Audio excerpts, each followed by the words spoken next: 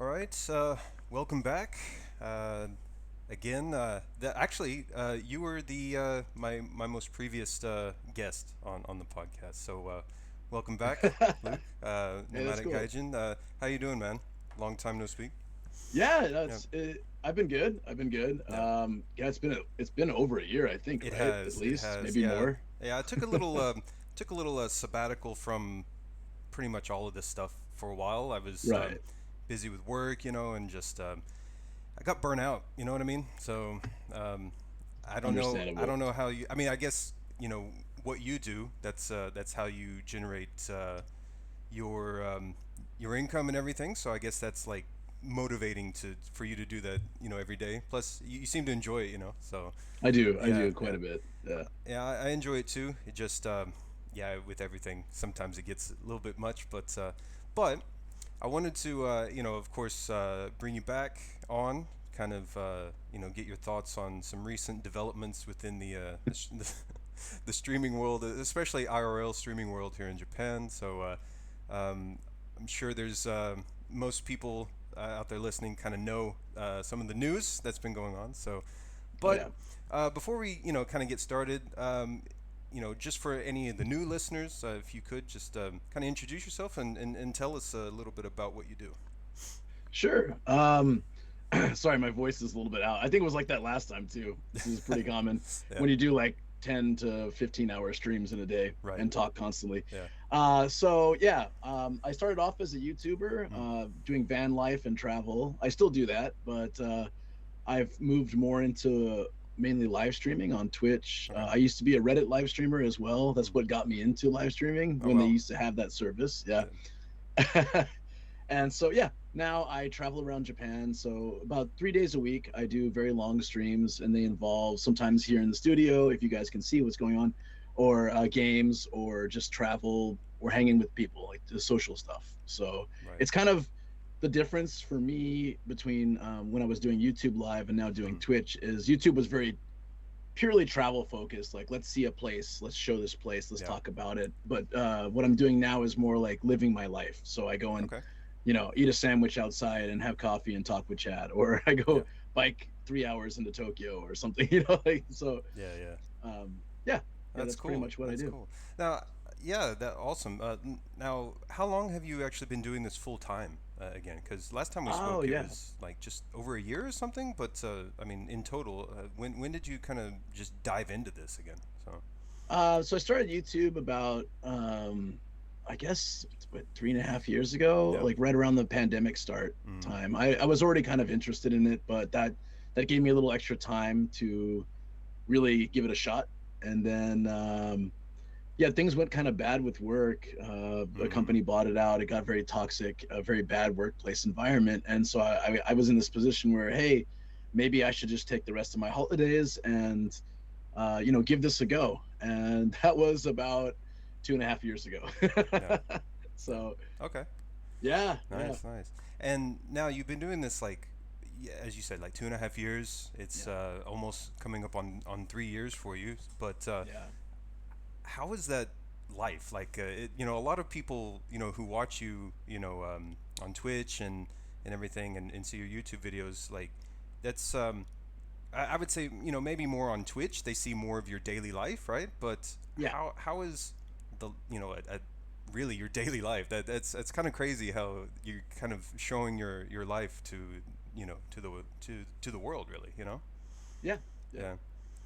So. Um, what you mean? Your question is like, how is it for me? Yeah, yeah, like, oh, looking back on it now, like almost 3 years in, Oh. like, how do you feel about that? So. Well, I mean, for a while I was feeling like I hadn't really made a lot of progress, Mm. given the time. But at the same time, when I look, I guess a lot of people consider the number of subs, the number of follows, and they look at the pure numbers and feel like that's their merit. Like that's what makes them good or bad. Right. But what I've been able to do, I think, very luckily, over the last 2.5 years, is foster a very good community of people who are Mm. super supportive. So they've helped with every aspect of my stream. Uh, they're always there, kind of cheering for me, rooting me on, but also being supportive in any way they can be. And so I feel like even though I don't, I'm not a big streamer by any means or a big YouTuber by any means, I do feel like I have something very good here. Right, right. That's cool. Yeah, because I can imagine just transitioning into that could have been, quite quite scary in the beginning, because Oh yeah, you're not oh sure yeah. if it's gonna keep going or what's gonna happen, and then you have, kind of situations like what's happened recently where now there's, kind of talk that they might be cracking down on it here in Japan. So, Right. yeah, so for the audience, most people probably know, but for those who don't, there's been some issues with nuisance IRL streamers, nuisance Right. IRL streamers here in Japan. Um, I mean, that's your world. I'm Yeah. just kind of a viewer. Obviously, what are your thoughts on these types of streamers that are, coming over here and causing trouble? Well, I mean, I think we all, because I have a lot of friends who are content creators, and I Yeah. think we all really feel, obviously, it's brought a lot of negative attention Mm. to us, Mm-hmm. and we all feel kind of upset about it. Um, I was just to give you a quick story. Generally, if people are interested, they see me streaming and they get kind of like, interested in what I'm doing, and they come in and approach me or follow me or look at me. I'm usually very open to go and talk to them and say, "Oh, hey, yeah, I'm Yeah. streaming right now, but is it okay to put the camera on you?" And I talk with them. But very recently, I was in northern Japan. I don't know if you saw this on Instagram or TikTok or anything, but this guy on a bike just started following me, like very slowly, very following me for about 10 minutes. Okay. It was super creepy, and I was feeling, if it had been any other time before all this stuff happened, I would have been really excited. Hey, Yeah. someone seems interested in what I'm doing. I would have gone Yeah. and talked to him. I was actually kind of scared, um, Right. Yeah. Yeah. because I felt like he might see me as one of those nuisance streamers because there's not a lot of people walking around with cameras in Aomori. So, Right.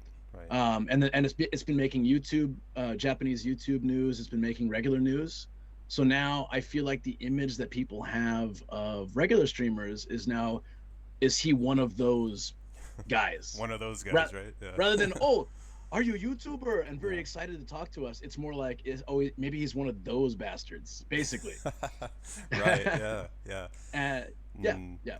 Okay. So, like, you've been kind of, as you said, kind of looking over your shoulder sometimes. People like following you. What happened with that? Did they just kind of eventually stop, or did you address it, or what happened? I just crossed the street Yeah. and he followed on the other side for a little while and then he just went home. Okay. So, Okay. um, yeah. And then there was, another time I was on a train, and I don't like streaming on trains, Yep. especially after what's happened. Mm. Um, but I try to keep in the corner to myself and just keep the cam on me and, very much be quiet like this. I'm like, okay, chat, like we got two more stations left. Yeah. Yeah. Uh, and one guy approached me and he's like, "Are you live streaming?" And I got really nervous, and my chat was also like, "Uh oh." Yeah. And I said, "Yeah," and he's like, "Okay," and he walked away. It was like Wow. yeah, yeah. It was very like I was expecting this like confrontation, Yeah. Yeah. but he's just like, "All right," and he walked away. That's that sudden like anxiety that hit you, and then the relief probably was like Yeah, that was probably a roller coaster for you at that but, point, but right? I've never had this before, all this media attention to the Yeah. nuisance streamers. So I'd I'm imagine. actually Yeah. feeling a little bit scared. I Hmm. try to avoid the trains. I did a Yeah. train stream for about an hour the other day, and I was so nervous like the whole time. I was just Yeah. keeping to myself, but Yeah. it was yeah, it's definitely feels like a different environment. Some Hmm. some young guys walked by me a couple of days ago, and almost every time there's young guys walking by, they're always really interested in what I'm doing, and they come and say hi. But they Yep. walked by and they were kind of like, "Oh, it's one of those YouTube bastards" or something.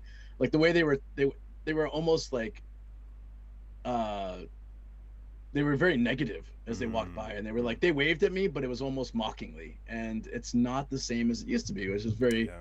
I think, because they're seeing all this news as well.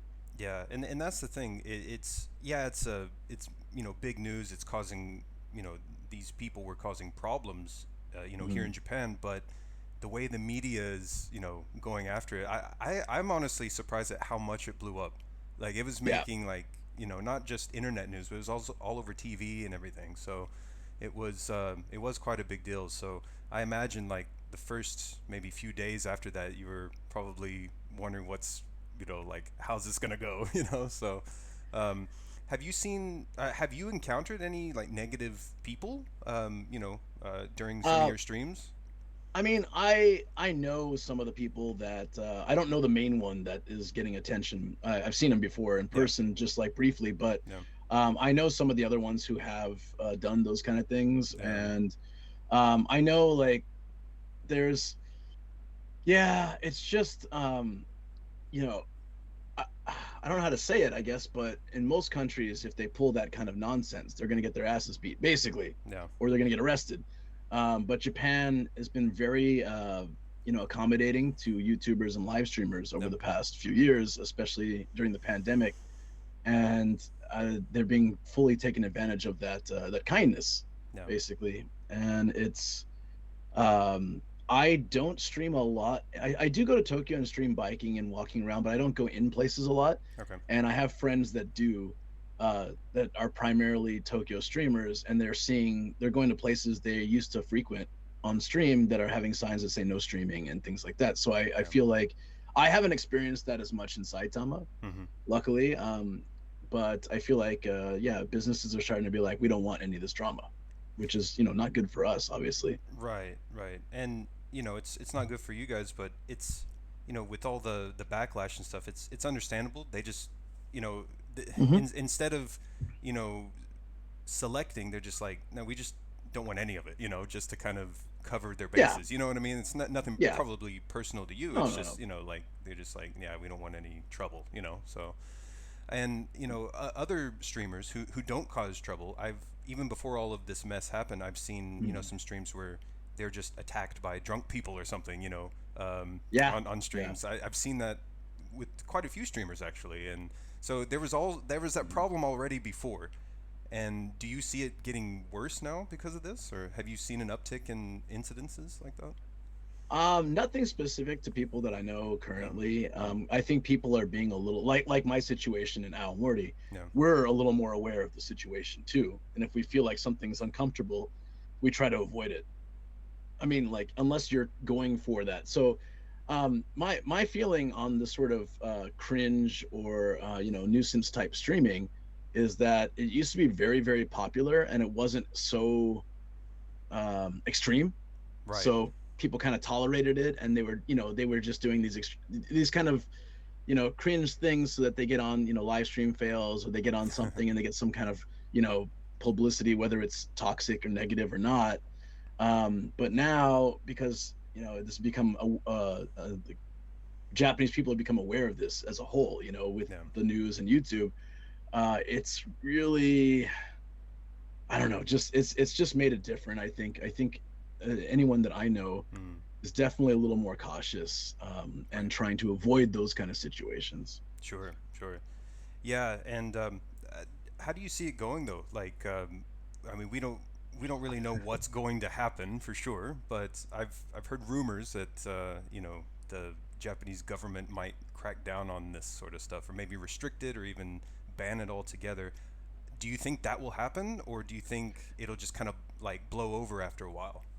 Now, well, I got when they announced this kind of thing, they Mm. just basically said they were thinking about it. I got a ton of messages from Yeah, people I'd imagine so. who Yeah, like, yeah, like, are you gonna be okay? Are you gonna be done? People come into my stream like, is this your last stream? Almost like, uh, no. So what if you look at what they actually said, and this makes a lot of sense, and I think that's the right step in the right direction. Is they didn't say they're going to stop streaming. They're going to be. I know some people call for that and want it, but the overall consensus is they want to support YouTubers and yeah. live streamers, but they want to avoid this nuisance type Mm-hmm. stuff, right? Mm-hmm. So they're going to be cracking down on people creating that situation, is what I think is Okay. going to happen. So, Okay. for example, if someone's pushing their camera in someone's face, making them uncomfortable, it'll be more likely that the hopefully, but you never know, but hopefully that the police would step in, because they'd have a reason now. There's like there's no, you can't stop filming in public. It's just Yeah. part of Japanese law. It's fundamental that it's going to be really hard for them to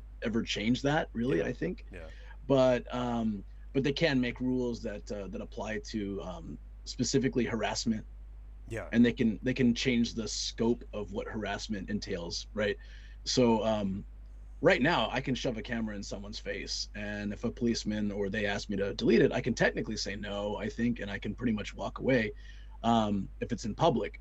But I think that they'll probably crack down on that ability to because it literally is harassment. So Right. Yeah. so I think that they'll hopefully step that up. And for me personally, and a lot of streamers I know, that's fine because our stream style is we drive, we bike, we explore. Yeah. We're not really, we ask permission before we put people on camera typically. We're not really out there trying to create drama or pushing our cameras in people's faces. So for us, if they go that direction, that just makes it easier for us because we're not in that boat. Okay. Right. But I Yeah. don't think Yeah. I don't think they're gonna ban it as like an overall ban. That'd be very difficult because then it hits all the Japanese YouTubers and streamers. Well, it also hits technically media because Yeah. then they're gonna have to what is okay, what's not okay. It's gonna be really difficult, I think. Right. Like that. I know Japan loves to do their man on the street interviews. Yeah, So yeah, that would go away, and I don't think the public at large really finds an issue with that. It's just right. these people causing issues, which, and it's unfortunate. And it's not just with the streaming community. It's kind of issues that just coming out and say it, like foreigners usually have to do with Japan. It's like the loud minority of people that cause problems sometimes cause issues for everyone. Like, Right. you know what I mean? Like, everyone else suffers because of their actions, and I think maybe people in your community are kind of feeling that right now, right? It's like, Yeah. like, what the fuck are you guys doing, right? So, Pretty yeah, much. yeah, Yeah. yeah. Uh, So, well, but and one thing that's I just want to bring up because it's kind of unfortunate mm, is that they are putting a heavy emphasis on the foreign side. yeah, Well, right now the biggest problems have been, as far as live streaming specifically, have been foreigners, but Japanese people have also done their share of very nuisance or cringe things, especially for TikTok in Japan. I don't know if you remember or heard about, all the sushi stuff where they mm-hmm, were licking the soy sauce containers yeah, and basically contaminating stuff that everybody uses. Uh, this is also uh, there was a news thing where they went into Shibuya. Shibuya is very commonly an open drinking place for yeah, people. mm-hmm, And they were filming all the foreigners and showing that the foreigners were causing all the trouble, but they kind of avoided showing all the Japanese people that were there doing the same stuff, passed out in the street, throwing up. They pretty much focused on the foreigners yep, for that whole report. And it was kind of a bummer because, I've been to Shibuya many, many times. And yeah, the foreigners are loud and obnoxious, but there's plenty of Japanese people roaming the streets, causing mayhem as well, but yeah, but the focus being on foreigners. And I think that's creating this sort of anti-foreigner sentiment with live streaming, with YouTube, with Shibuya, with outdoor drinking in general, just foreigners. So I'm a little concerned about that yeah, because I feel like people look at me now as, are you one of those tourists that are going to cause some trouble for me, true. rather than, oh, cool, a foreigner.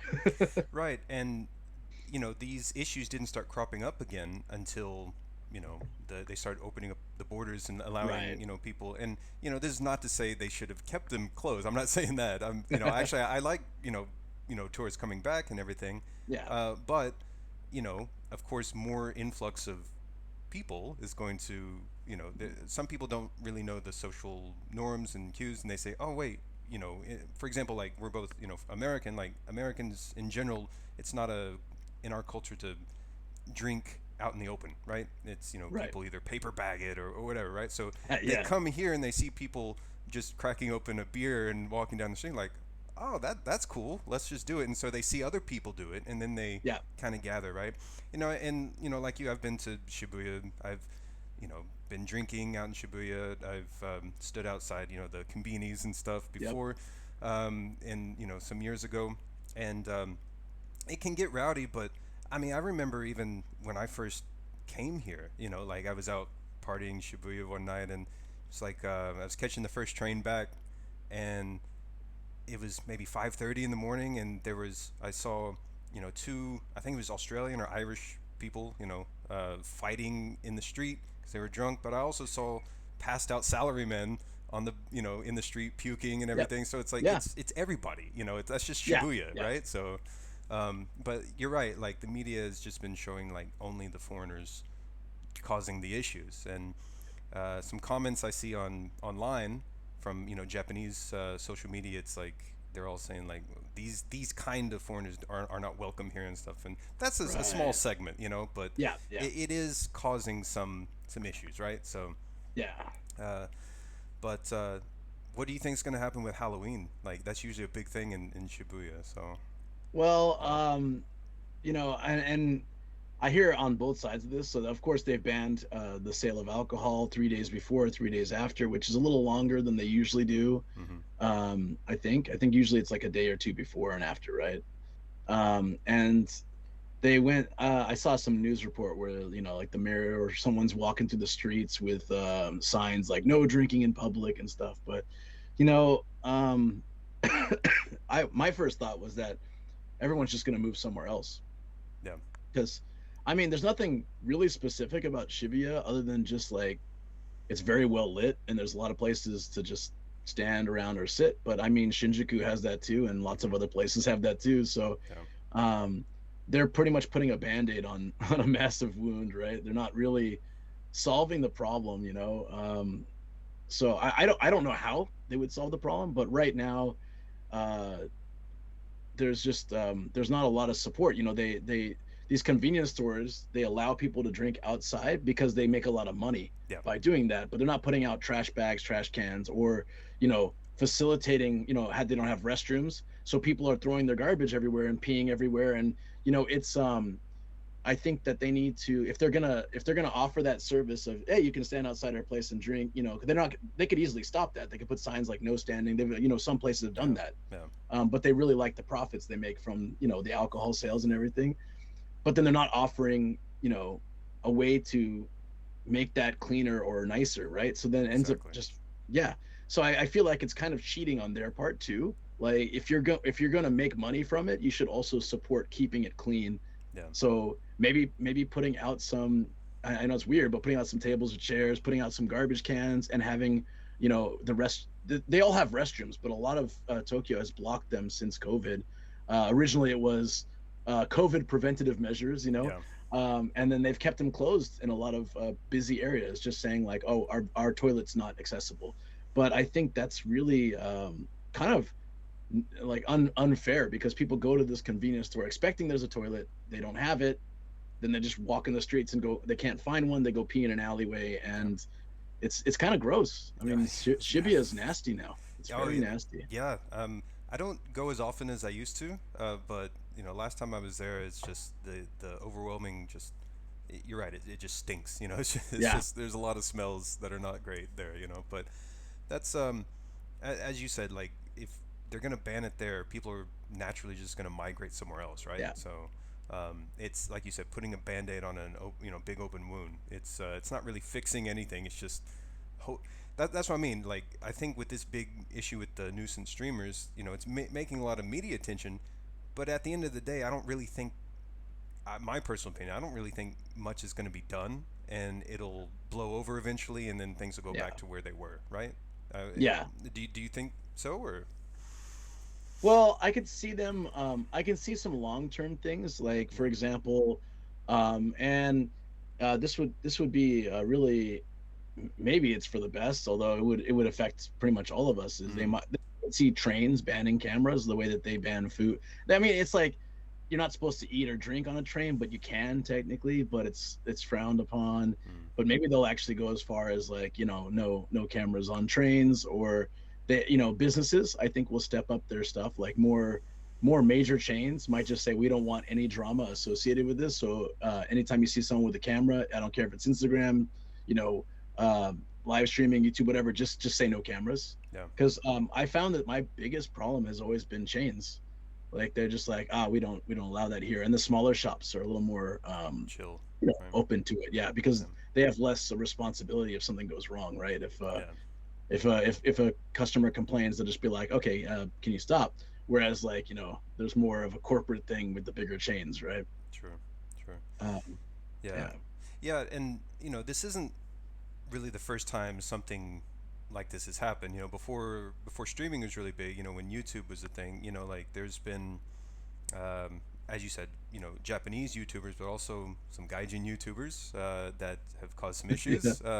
Even with signs that say no cameras, no recording, Right. they'll still record, right? So but it never really caused like a national uproar. There's only one I remember. I think the video went viral. Yeah. The In a particular sushi place. So, I knew you were uh, gonna say this. yeah, I yeah, knew. yeah. I knew that was it. Yeah. Well, I mean that in a way that kind of got the ball rolling on all of it, right? I mean, I don't think it caused it, but you see an uptick, Yeah. in that kind of Well, stuff happening. that's a really interesting story too, because it's a friend of mine. I think Yeah, you might know him as well. yeah, yeah. But I heard for the two people that were there and part of it, I've heard both sides like the story, which is basically like the news just blew it out of proportion. It was like they're getting sued. Yeah. That sushi chain is going to sue that person who did it for a lot of money, and they might go to jail. And I talked to both the guys there, and they're like, "No, none of that was ever going to happen. It was just like, one group picked up the story from another group, and like it was like telephone Yeah, as it yeah, passed through each media thing. By the time it got like more, known for everyone, was like on, more common hmm, news. It was blown so out of proportion that it seemed like a major incident that might set a precedent. And I kind of feel like this might be the same. yeah, Japan literally said, we're gonna step in and stop people from doing terrible things, but we're not gonna impede YouTubers and live streamers. Literally what they said. And then as it goes through the loops, eventually on Instagram or TikTok, it's like live streaming will be banned in Japan forever. And people are cycling this sort of fake news around. right, right. So I think Yeah. it's kind of the same thing. I feel like they thought that was going to change YouTube forever when the sushi incident happened. Hmm. It's like, oh, it's going to change everything. Nothing changed. Yeah, and I mean, So, honestly, looking back, that that video, the sushi video, wasn't that bad. Like everyone in the video seemed amused, right? yeah, So yeah, like it actually could have been a if people approached it in a more positive way, it could have actually promoted that chain or whatever. They could have used that as a commercial. I don't know. I yeah. That mean, would have been a good I, commercial. It I was it was like every aspect of life: young people, old right. people, couples, friends. Yeah, Yeah, yeah. it was really cool. I mean, I get the they want to keep up the standards for sanitary reasons or Yeah, of something. I course, mean, of course. that's understandable, but you know, it, like I said, looking back, it doesn't actually look like it was that bad of a deal. Like you said, the telephone, the fake news goes around, and things get Mhm. blown out of proportion. And I think especially online, people there's no filter really, right? So people say things that they wouldn't actually say in real life. So like things get exaggerated there, and people will take that and then spread that, and it just, as you said, just it's like a fire. It just catches fire and just blows up, right? So Yeah. yeah, yeah. But anyway, I mean, hopefully these things will, kind of blow over and won't hurt your bottom dollar too much. But I guess now, if they do crack down, I guess you'd be more creative, do more creative things, right? So you can, Yeah, I mean, personally, because a lot of my content involves driving, yeah, and driving, I just don't see being something that'd be like, oh, wait, you got a camera? I mean, there's dash cams, there's all that kind of yeah, stuff. I don't see them really ever cracking down on that. yeah, I hope.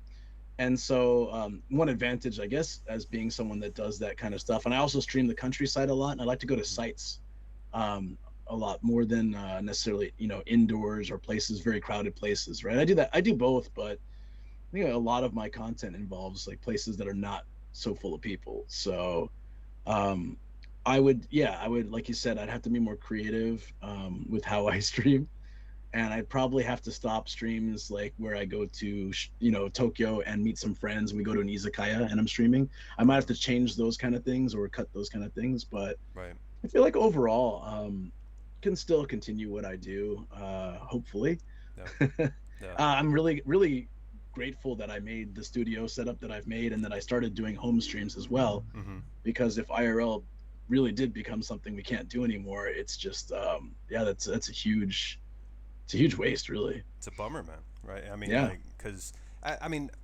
I think you have a kind of a, I'm sure other people do too, but you have kind of a unique way of doing it. You don't just walk around a city. You actually, like you said, you drive to these places. You go, I know you went to like Tochigi, you said you went to Aomori, you've been all the Yeah, way to Totori. I mean, like you've, yeah, you expand your horizon, so to speak. So, um, tell me a little bit about Aomori. I've been there. I enjoyed yeah. it, but what was your experience like? How did you enjoy it? Well, I started the Yeah. um I had a little bit of a rough trip, but I don't blame necessarily Al Morty for it. Hmm. Um, so I've never streamed driving from here in Saitama up to northern Japan like that. Yeah. I've done up to Sendai, That's a and long drive, by the way. it is. Yeah. It was about I took about 10.5 hours Yep. off an hour sleep. So Mm-hmm. I didn't plan out the trip as well as I should have. So that made it a little rougher. Yeah. Um, but I came right after that big matsuri that they have every year. Nebuta, right? Mm. Nebuta, Yep. yes, yeah. So the problem was, I thought, okay, I'm coming after the Matsuri. It's going to be great because all the hotels will be super cheap. That's usually how it is, you know. If you come like after a major event, hey, you can usually get some cheap hotels and less crowds, right? Everyone's going home or going to the next thing. But I guess in the last 3 years, with the borders being closed and COVID and all that, they were not prepared for the amount of tourists that they were going to get at that festival, and the city was just you know, cleaned out of food. Like everywhere I went was packed and understaffed. And I even went to a Wada Wada, which is a major Yep. national chain, Mm-hmm. in Aomori City. And like the main city area, Wada Wada, and the guy said, I can seat you, but I'm the only staff here because of the festival and everyone's been kind of overworked. So you can just sit and maybe have a beer, but I can't really do anything else for you. I Wow. was just, Damn. yeah, for a major chain like that, it's like either then close if you can't, you know, Yeah. Yeah. provide a service. But it was just funny. It was like that cleaned out, and I had that kind of trouble for a few days. I had to eat convenience store food for a few days, so it was a little unfortunate. But I think that was just the um the city was not prepared for the amount of people that were going to come through. Yep. They had no idea it was going to be that crazy. Japan had no idea that tourism would increase so drastically, and a Yep. lot of places have been feeling the brunt of that. And I went to an area in Niigata Mm-hmm. with a lot of izakayas. They all turned me away. I thought maybe it's full or maybe it's late. It was 10 p.m. But my friend went the next day, and the same thing at like 6 p.m., 7 p.m. Even though there's empty seats, they were all saying, "Oh, we're full," or we're closing soon or something. And we got the general feeling that maybe there's just so many tourists rolling through these places that these little like mom and pop izakayas couldn't handle. They don't know how to speak English. They don't have Yeah. English menus necessarily, and maybe that it's just easier for them to turn foreigners away. Not to be like racist, but just literally they can't handle it. Yeah. That's the thing I've noticed in when not all, but anytime there's a sign that says no foreigners or something, it's not so much a racism thing. It's more of like Right, we can't speak English, and so we feel embarrassed by it, so we'll just say no, right? We'll deny the right, service. yeah, I mean, for the most part, I think that's what it is. So it doesn't necessarily make it right, but it's more innocent. I would say it doesn't come from a place of malice, so to speak. Um, yeah. from my experience, anyway. But um, no, I've actually been to Aomori for Nebuta before, Oh, and cool. yeah, it was a while back. But I did the drive up there too. It was long. It was about 10.5 hours as well. Yeah, I yeah. also went to Hirosaki. Did you go there to Hirosaki? No, No. no, So it's I did the One Piece, like the what is it called, Inakadate. I went to mm, see the rice paddy art. yeah, that's um cool. and Yeah. the, and then I went to the coast to a shrine that had I don't know 200 or so Inari gates. It's a really pretty Oh wow. area. Hmm. Yeah, gorgeous shrine. And then I just went to the main city. Okay. I want to go to the fishing village that was kind of like further north, but uh, I ended up meeting another YouTuber friend Hmm. down in Yamagata. So Okay. it was all kind of crammed together that trip. I Right. just did it on the fly. I was like, I'm gonna leave tomorrow, and I got all ready, and it Yeah. was really hectic. Yeah. Cool. So, in your travels for Yeah. like streaming, I guess. So, how many prefectures have you been to? Or what's your and what are your plans? Like, Oh, where's it's actually next? kind of cool you asked that. Yeah. So I had a subathon, my 2 year anniversary, and it was basically, I don't know if you know a subathon, right? Like on Twitch. Mm. Have you? how they Yeah, work. Like, I'm a little yeah, bit familiar. Yeah, yeah. you start within a, I started with 8 hours, and then every, sub bit or donation increases the timer. And I set a cap at 1 week, and I actually made it the whole week. So it was a really kind of an epic 7 day stream. It was 150 hours Man, of straight streaming. your equipment was able to handle all that. Huh? Well, I was always going between home and out, and I did one overnight trip. That one was the toughest to.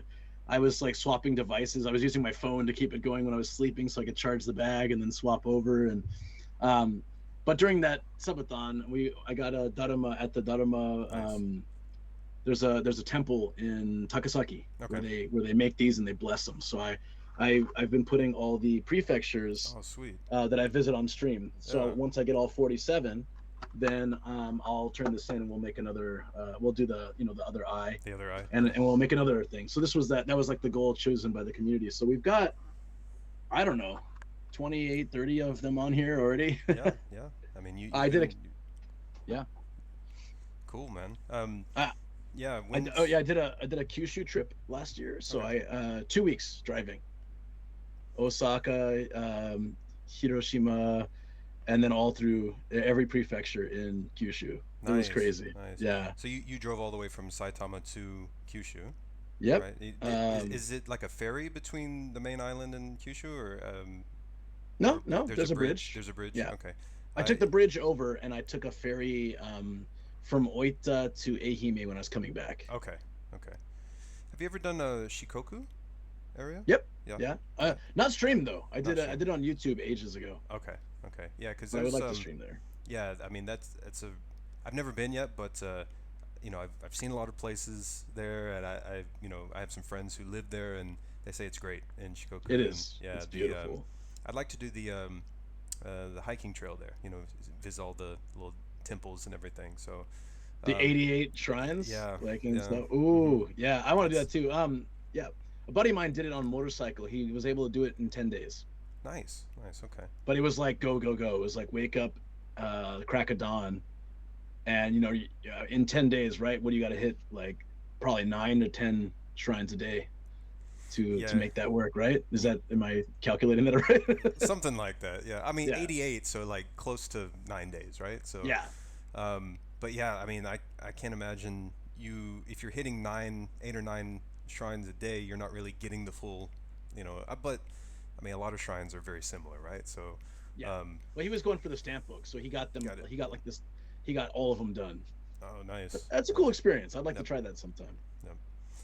And you say you went to Kyushu. Did you go down to like any parts of Kagoshima as well? Yeah, yeah. Yeah.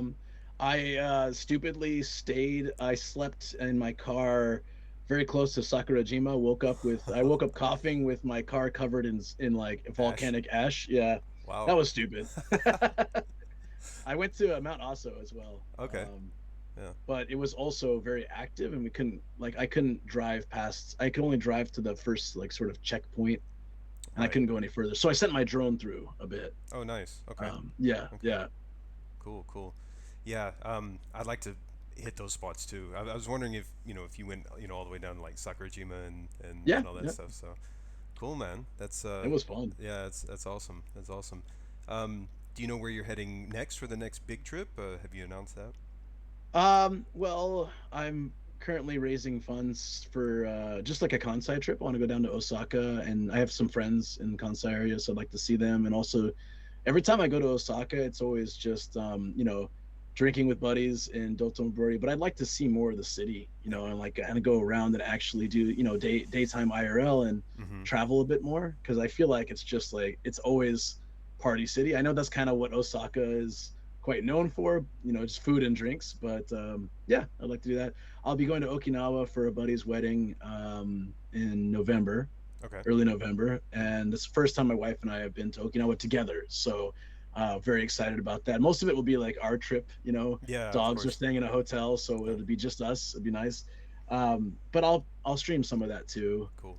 I would like to get back up north. I need to do Hokkaido. I haven't done Hokkaido yet. Um, and then yeah, there's a handful of little places, and I guess streamed all 47 prefectures once I do that. Cool. Um, Cool. hopefully by next year I'll have hit every place, every prefecture, anyways. Nice, So nice. Um, yeah. So I mean, you've, I guess going into like 3, 4 years into this, you hit all the prefectures. What else? Other than the IRL streaming, you also yeah. do studio streaming, right? So you do Mhm. gaming as well, right? Yeah, or just Mm. sitting and chatting like this. Yeah. Yesterday I was, um, I I broke like a cable in my bag. The HDMI thingy just like Oh popped wow. off. Yeah. Yeah, No. so I completely rebuilt my bag on stream, and I had to. The case wouldn't fit some stuff, so I was like drilling it. I was rewiring everything, and then we did a test run outside. Came back. We did some Jackbox and community games. So yeah, it was a fun night. But I do have a podcast as well. I've only done 4 so far, uh, but I'm trying to also build that up when I Yep. can. It's Yep. yeah, like you, it's hard. It's easy to get distracted or put it on hold for a while, right? Yeah. Yeah. Um, but that's called the Content Crush, so it's on like all platforms and everything.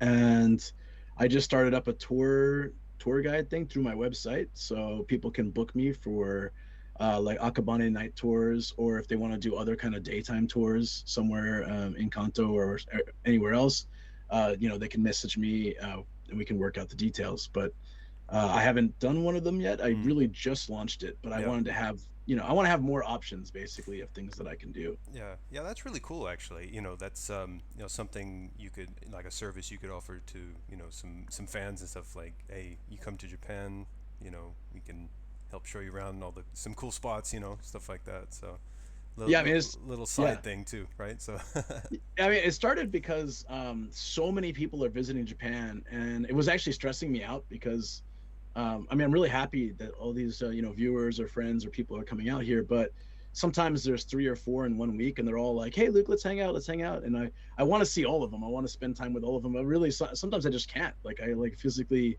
I was doing that for a while, and I was pretty much falling behind on everything in my life because this. It's like, okay, today's this person, tomorrow's this person, the next day's this person. It's yeah, like, when do I have time to do YouTube, Twitch, or anything else? And right, so, all right, well, maybe uh, I started a few months ago just having to basically be like, I stick with my schedule. So I'll yeah, work it. If I can work it outside of my schedule, fine. But otherwise, I'm sorry, but I just can't. I really can't meet everybody. It's unfortunate, but I just can't. right, right, Um, so then some people had actually suggested, why don't you have a tour so it's actually part of you're not missing out on anything. You can still do stuff for your content, or you can still make money, but you wouldn't be sacrificing if people really want to see you in that case. true, true, yeah, yeah. But I want to open up to other people as well, so hopefully it becomes something. Yeah, man. I mean that's cool. I mean you're quite creative with how you know different ideas of incorporating it, right? So you do a variety of different things, and it's never every time I've checked in on the streams when I can. It's always you're always somewhere else new, and it's always meeting with someone else, and you have a good community too. So I think everyone's quite positive. So I think Yeah. that's why of course, I wanted to also talk with you because, like, I know you. You're a good dude, and you got a good, you have a really good, yeah, you have a really good audience and everything. So it'd be a shame if these nuisance streamers would, harm your business really, because of that. So it'd be a shame, right? And the others Right. too. There's other, decent streamers out there. So um, I have seen a few people around just in my day to day, activities around Mhm. Central Tokyo. I see some streamers and stuff. It was last year, but I didn't recognize them, so I think they were maybe like just getting into it, So Yeah, uh, or they came here from abroad or something. right, right, Yeah. yeah. Do you find a lot of IRL streamers will do that? They'll just other than the nuisance ones, obviously, but like they'll come to Japan and kind of do like these little live streams as well. Like, Yeah, I've known a lot of people in the last year who have just they're either living here or they move here, and they're watching these streams, and they're like, "Oh, well, maybe I should try it too." And they get out there. It's very difficult, I think, in 2023 on either YouTube or Twitch to really start a new channel without some kind of previous, if you have a bunch of people following you on maybe Instagram or Twitter or one of the platforms like YouTube already, it might be easier to move over, but it's very difficult to just start up. But I see a lot of people trying, and sometimes they do it for a few months and they give up, and sometimes they stick with it. Yeah. But yeah, there's the fact that when I started streaming, the phone streams were very unreliable. GoPro streams were very unreliable. It was like full on streamer backpack or just terrible streams, which is, I eventually had to go into the full streamer bag because my phone just was always overheating, always Yeah. dropping. But the phones now are almost better for the most part. The quality is great. They can often, I sometimes when I go into Tokyo, I just leave my whole bag behind. I bring my phone.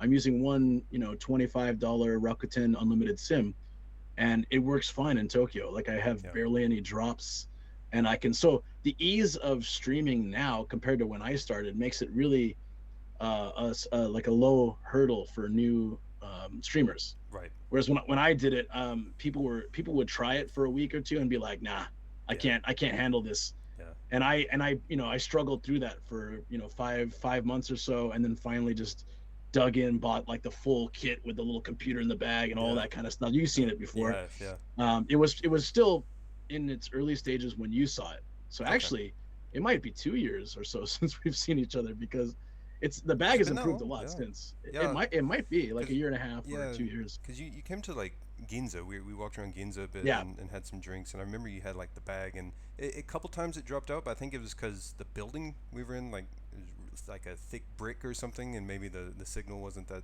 strong. I don't know, but for the most yeah, part, but yeah, it was quite impressive. I'd never.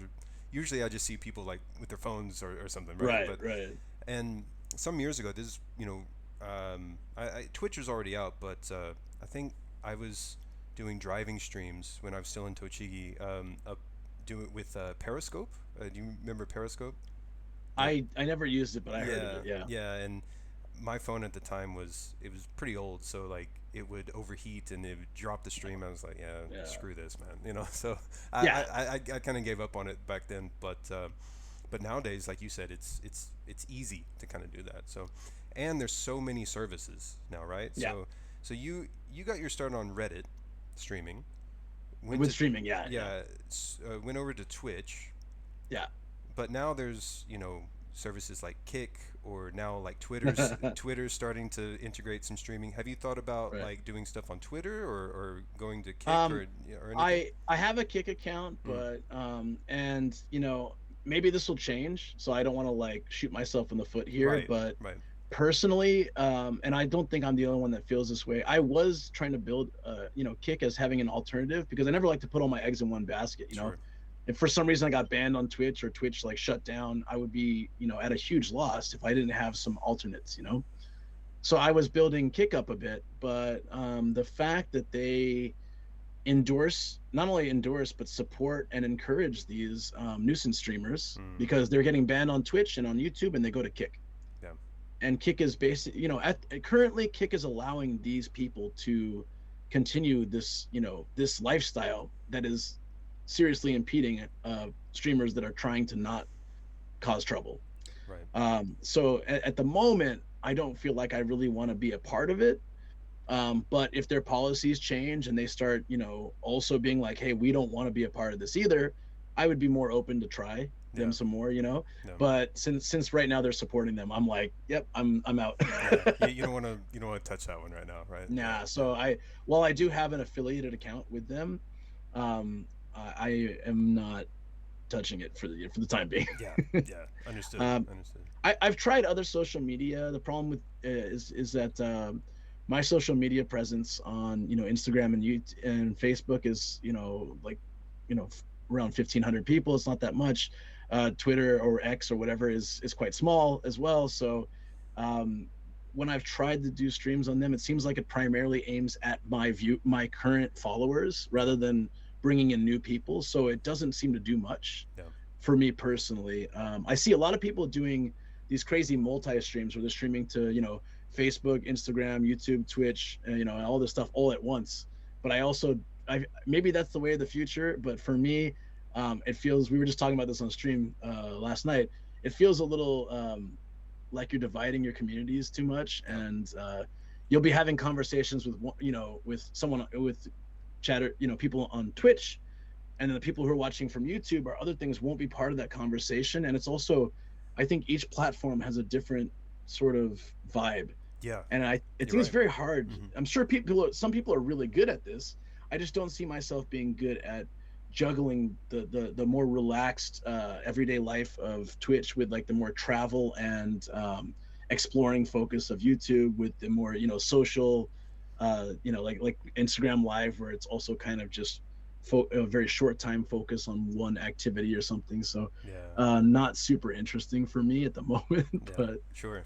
um, I think I guess we'll have to wait and see about Twitter or X, I guess, because I think it was yesterday or 2 days ago, Elon Musk was testing out his new streaming service yeah, on X, and I haven't actually watched it, so I don't really know like how it did. But I think if he's looking to improve it, that could be a good platform. But like you said though, what's the reach? Is it only going to yeah. be for your audience, or other people going to be able to find it through another means, right? So that's it's really, I guess from your side, it's where you can reach the most people, right? Yeah, so that Hmm. was what was really appealing about Reddit. And because when they were kind of pushing the live streams, they would take random live streams and they would put you on the front page. I remember that. Yeah. Yeah, so you know I just had like a very small YouTube channel at the time, and I hadn't started Twitch, so I didn't have any basis to build or get discovered. But when Reddit would put me on the front page, in the early days, it'd be sometimes 5 6,000 viewers. Later on, 15 20,000 viewers. It's A lot crazy. of them, Yeah. a lot of them are just scrolling through, and it like stops for a second, and that counts as a viewer. So Okay. they're not really learning anything about you. Or but every stream, there'd be people who'd like, I really want to see more of your stuff. Where can I find you? And then they would go follow my Discord to get more notifications. So they'd go follow my YouTube or my Twitch. So it was a great tool for discovery that I don't feel like any other platform really has at the moment for small streamers. They're all focusing on the big streamers that earn them money. Of course, Yeah. makes sense. Yeah. It's It a makes sense. business. Yeah. But for small streamers that want to grow, it's really difficult in 2023. If you started streaming 5 6 years ago IRL, and then you're getting, no problem, because not many people were doing it. But now everybody can do it. Everybody is doing it. A lot of people just as a side hobby, okay, I'll stream, yeah, sure, why not, and I see the struggle for a lot of friends. I know people who are extremely talented with great setups, much better than mine, much more talented than me, I feel, who always stream to maybe like 4 or 5 viewers. And I just I wish that they could get that reach, because they Yeah. they really deserve it. And then whereas you see people who have thousands of viewers who are really boring and don't do anything, but they just have been there long enough that they've been discovered, Yeah. and that's who people know.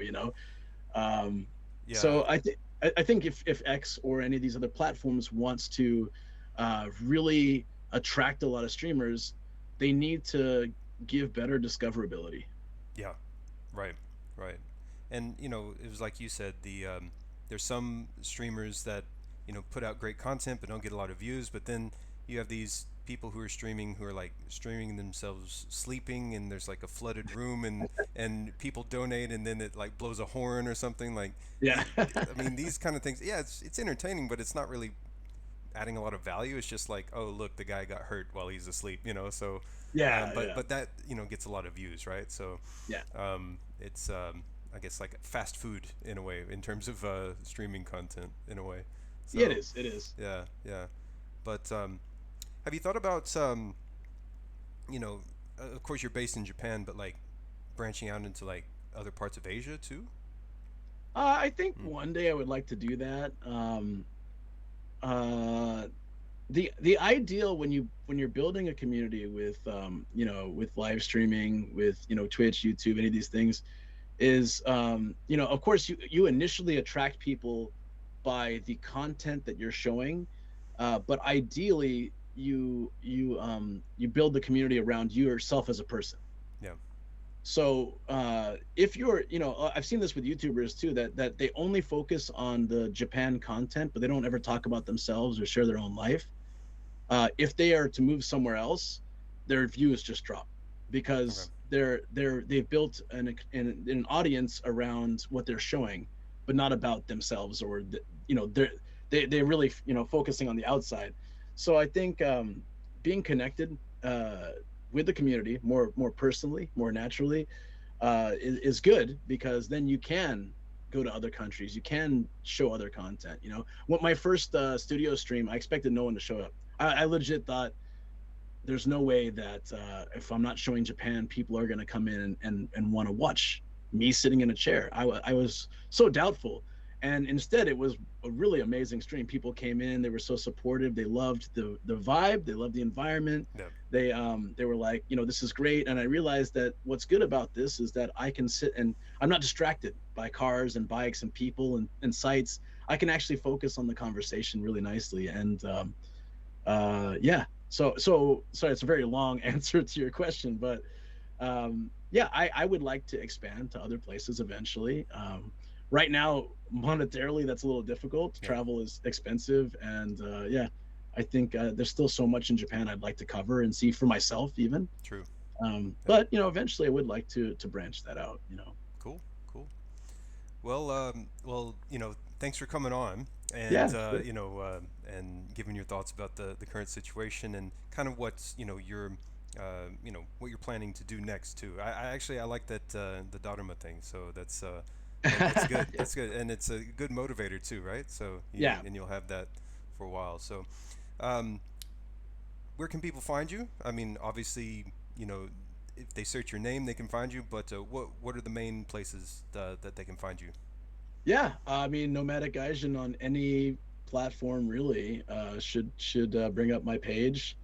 I stream 3 days a week on Twitch. I do put out YouTube videos, not as frequently as I used to, maybe once a month, twice a month, if Right. that, compared to like once a week like I used to. But I still do them. So there's that, and I have a Discord so that I can always chat with the community and post when I'm going live or what trips are coming up or what's going on. So that's been pretty good too. And I post on Instagram a lot as well, like lots of travel stuff or food or interesting things. So there you Cool. go. Cool. All right. Well, thank you very much for coming on again. It's always a Yeah, pleasure. Let's hang out soon definitely. when you got Yeah. some time. And yeah, everyone go check out the Twitch, Instagram, wherever you can find them. And yeah. All right. Appreciate it, man. Take care. Yeah. Thanks. All Yeah, right. you too. All right. Thanks.